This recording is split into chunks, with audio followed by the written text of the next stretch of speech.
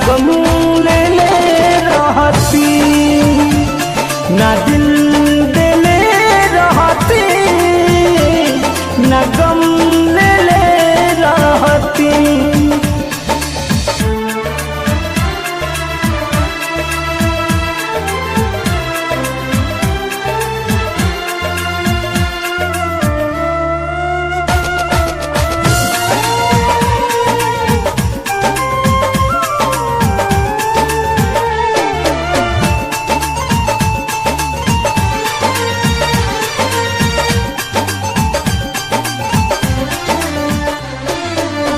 झूठे पियवलू मोहब्बत के पानी, अब ससुरा में जातारू। लगल बाधा बेवफाई के देह में, तू नहीं तनिको धुआं तारू।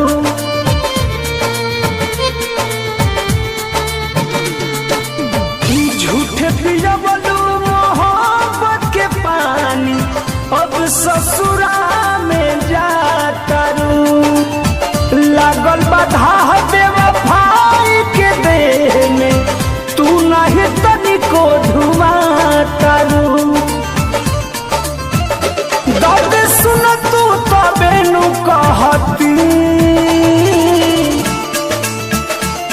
ना दिल दिले रहती, ना गम ले रहती, ना दिल दिले रहती, ना गम ले रहती।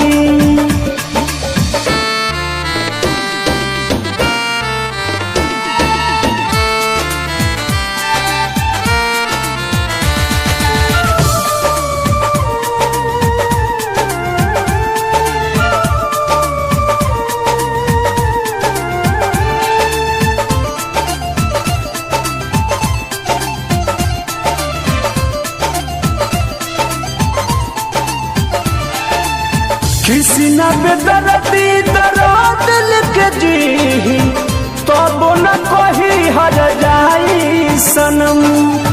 पर मधु प्रीत में रहे भुलाई, तू दिल सारा तू मन के भरम।